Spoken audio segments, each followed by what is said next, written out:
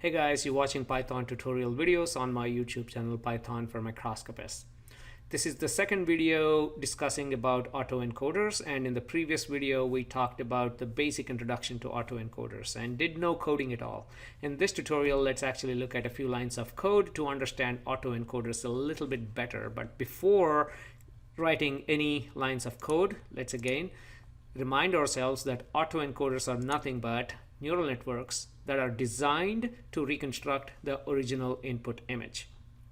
Okay, so when we supply an original input image, goes through this autoencoding process where the dimensions are reduced down to a certain level. For example, your input image could be 512 or 256 by 256, and by the time it comes down to the code level, it could be 8 by 8 or 4 by 4, and then we decode the image back to original image. And while this process is happening, the weights and biases are updated, meaning you're creating a model to tell the system how to take an input image and reconstruct the original image back. Now the question is, why do you need to reconstruct original image back? Well, you can use these type of architecture for noise reduction in your images, for colorization of your images, anomaly detection, and for other applications which we'll discuss in the next upcoming videos.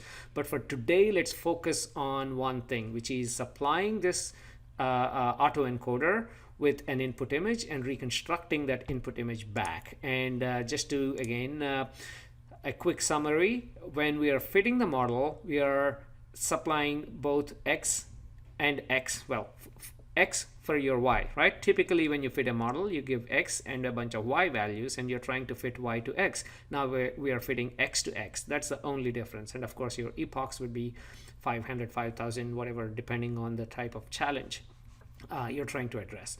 So first, let's jump onto the spider interface, and let me clear the screen. Apparently I tried to do that, it didn't work. Okay, there you go.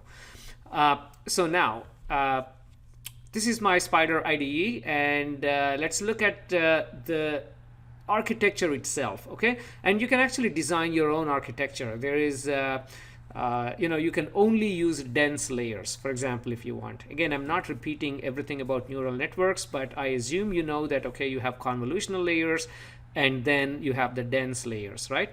But the convolutional layers, the information is all you can use 2D images, okay? And the context will still remain, but when it goes into the dense layers, you have to collapse your images into a vector or a one-dimensional vector. That basically means any advantage that you have from the pixels, from the context, okay, what feature is right next to what feature, right? All of that context may be lost when you convert your tensor into a vector, into a one-dimensional vector. That's why for image processing purposes, I definitely recommend using convolutional architecture, convolutional layers, and stay away from dense layers only. You can add a few dense layers if you want, but for image processing, I prefer to use convolutional. Now, where did I get this design from? Well, I actually Google search a lot to find like what other people have already solved, so I don't waste my time trying to solve the same problem. And if it is very close to what I'm trying to solve, I'll flat out go ahead and copy what they have and probably give acknowledgement if you are publishing a paper or something.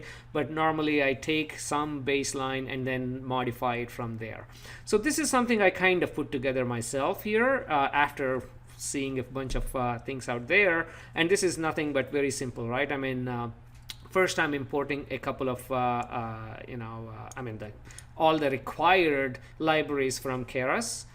And I like to use, again, there are many ways you can define your architecture, and this is using the sequential method from Keras, where you can keep adding layers and don't have to think about supplying like the input, output from the previous layer goes as input to this new layer, and the same goes on. Keras actually made it easier for us to handle that type of defining these architectures. So first thing first, okay, I'm using sequential, and then the first layer is convolutional 2D, and max pooling 2D. And then my input shape for now, I'm defining this as 256 by 256 by 3. Meaning first, when I'm trying to feed this network my image, the image needs to be in a 256 by 256 by 3 form array. Okay, and of course the output is also expected to be the same. So here are the encoding layers over there, meaning I'm going from 256 to 32 to 8 and so on, and then I'm building the image back. If you look here again, I'm defining max pooling right there by 2 by 2, and then the opposite of that is done during the decoding process, where I'm upsampling it by 2 by 2. Again, there are numerous ways of defining architecture for autoencoders. I'm just showing you one way. Please find the best way for yourself. Do not forget to Google search a lot and learn a lot.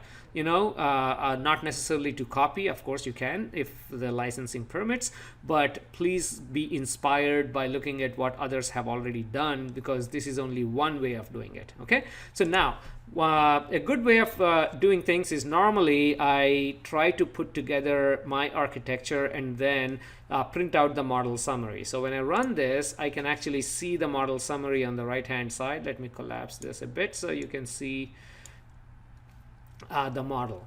I just want to do this for consistency check, right? So I want to make sure, okay, I have 256 by 256 by 3 as my input layer, and then it's after the first convolution, you see the output shape is 256, 256, 32, and then 128, 128, 32, 128, 128, 8, and so on. And from this point, it should expand symmetrically the other way, right? So I'm here at 32, 32, 8, 32, 32, 8. Okay, and then 64, 64, 8, 64, 64, 8 over there, 64, 64, 8 over there. So this is all autoencoders are. Basically, you're symmetrically contracting it from whatever shape down to 32 in this example, and then from 32 back to 256, 256, 32 there, and eventually my output layer has three channels, 3 outputs. So my output would be an image of 256 by 256 by 3, which is nothing but my input image. So I hope that makes sense to you, and we have beaten this to death, but I think let's go ahead and do this. Let's actually copy this code. Now that I always have this file called model checking.py. I do various things. I make sure that the model makes sense here, and then go ahead and try to implement it right over there. Okay, let me go ahead and zoom in on the screen. So now our task is to read in an image, and I have an image of Mona Lisa here. So let's actually read this image in and then try to reconstruct it out. Okay, so that's our task for now. And let's actually start by adding other libraries that lets us handle the images. In fact, I like to add them in the beginning over there. So from matplotlib.pyplot. Okay, let's import imshow, because we'd like to look at the result. And I may need more libraries, but let's start here, and then we can add more as we think about them. Okay, import numpy as np is very common, and import let's actually use OpenCV to read the images. So we need the OpenCV library over there. And what else do I need? I need to convert this into an array, and there are many ways of doing that, but I think Keras would be a good one. There is preprocessing.image. If you do this a few times, you know that, okay, these are the standard libraries that you need. So from there, let's actually import image to array. I think it's image to array over there. That should do for now. If we need more, we can go ahead and add it. And one other thing I usually do with any of these deep learning programming is add a random seed, and this is because it uses random seeds in the background to actually initiate certain stuff. So by defining or setting a random seed to a specific seed, we are minimizing things that actually change. In other words, every time if it gets a new random seed, then your results may vary. and you don't know how to interpret your results. So during the testing phase, at least, I would like to keep my random seed. And why 42? Because that's the answer to the ultimate question of life, right? So okay, so there you go. So random seed, and now let's actually start importing the images, and let's actually create an empty array. So image, again, there are many ways to do this, and you find the best way that works for you. Okay, and let's fill this image data with our information from Mona Lisa picture. So let's define a variable called image, and this can be our using our OpenCV. Again, many libraries that let you do this, but I'm used to doing things in OpenCV. And my image is in a folder called images, and it's called Mona Lisa.jpg. Okay, so we are importing this image, and let's import this as a color image, right? If you put a value of 0, then that would be a grayscale image. You're importing it as a grayscale. So let me double confirm this one more time. Images slash Mona, this would have failed, Mona Lisa dot JPEG 1. Okay, so that looks good, and now let's move on.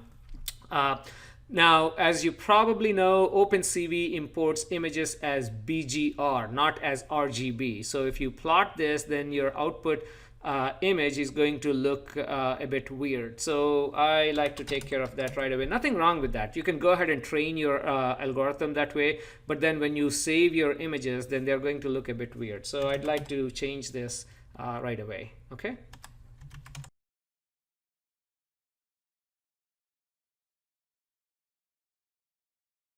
Okay, so let's actually run until this point. I get paranoid because this is where I usually make some mistakes, because some require uppercase C, and if you don't use it all the time, you know how easy it is to make these mistakes.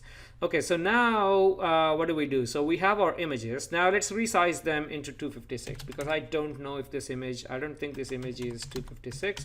But let's go ahead and resize this. Okay, so resize this image into, I think this is cv2.resize. Okay, so let's resize our image, and let's resize this to 256. So we already defined our size up there, so all I need to do is size. Okay, so again, me being paranoid, go ahead and run this up to this point and look at the variable explorer. My image right now is 256 by 256 by 3. Okay, so I'm doing okay so far. And again, if you don't want me to, if you don't want to see me type all of this, you can fast forward this video and go to the point where you like. But anyway, if you're learning this for the first time, go ahead and listen to me talking to myself, okay, and my keyboard. And now let's go ahead and add this to, or convert this to an array. Okay, image to array, and then add it to the image data right there. Okay, so again, let me go ahead and run this one more time. The image data is a list of 1, and you can double click and look at it, and this is nothing but a list of floating 32 values, 256, 256, 3. Okay, so that makes sense. And in fact, it actually already mentioned that it's a float 32, which is good. Okay, next step. Let us resize this. Okay, so right now we have image data. Okay, 256, 256, 3. Let's go ahead and resize this.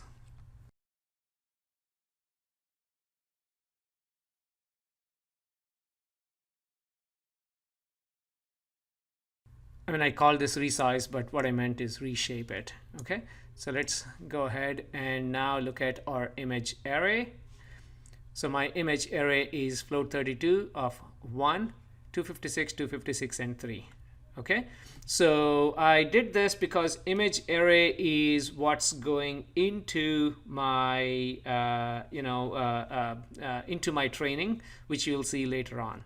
Okay, so now that we have this, now one thing that I like to do and I recommend doing, in fact sometimes you're forced to do it, is normalizing all of these pixels to 255. Yeah, this is a gray RGB image, and the maximum value here is 255. As you know, this is an 8-bit image.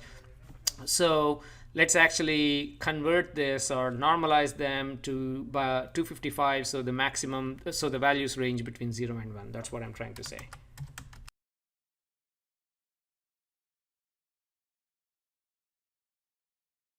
Again, let me go ahead and run this.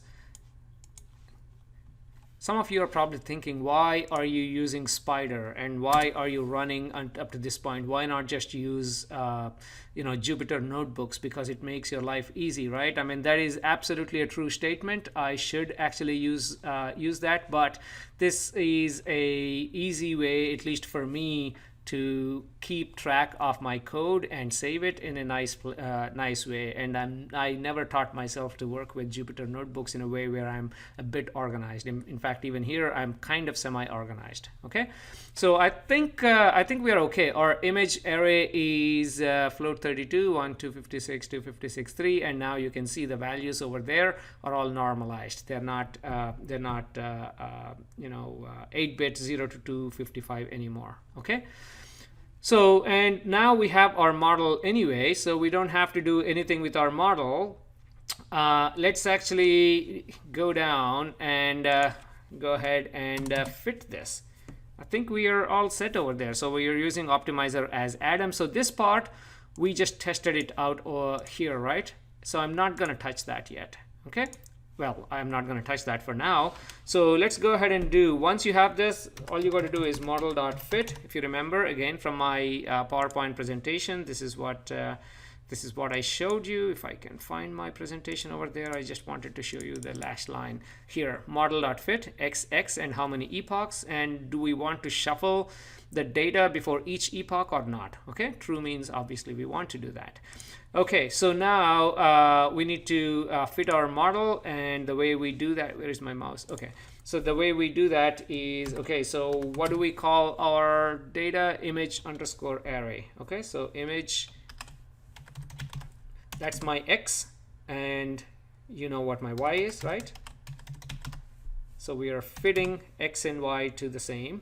Okay, and how many epochs should we do? Let's first do 5 to make sure everything is working. Okay, this is the number of forward and backward propagations, right? So 5, and let's go ahead and shuffle. Okay, I'm going to use exactly the same line I showed you as part of my PowerPoint presentation. So that's done. That's it. This is what we need to do. And now let's actually predict the model. Okay, so I mean, see how good the model actually works. I'm not saving the model or anything because this is just a, but you can go ahead and save it if you want. Okay, so now let's go ahead and predict it on the actual original image. So all we are doing is fitting a model between original image and the original image, and going through 5 epochs, and then we'll predict by supplying the original image again, in the hope that what it predicts is equal to the original image. But obviously there will be reconstruction error, so it will never be the same. Okay, so this is it. And once this is done, let's go ahead and look at our predict. So let's actually do imshow, and what do we want to see? Our prediction, and that's 0. And let's reshape, of course, to our 256 by 3. Okay, and let's yeah, that should do. Actually, we don't need CMap or anything. Okay, let's run the entire code now. Okay, that's not bad. No errors, nothing. And as you can see, after the first epoch, the accuracy was 53%, then 57%, 51%, 51%, 43%. So, and you see how the loss is changing. So 5 epochs is not good enough. Let's change this to 50 epochs and see what happens.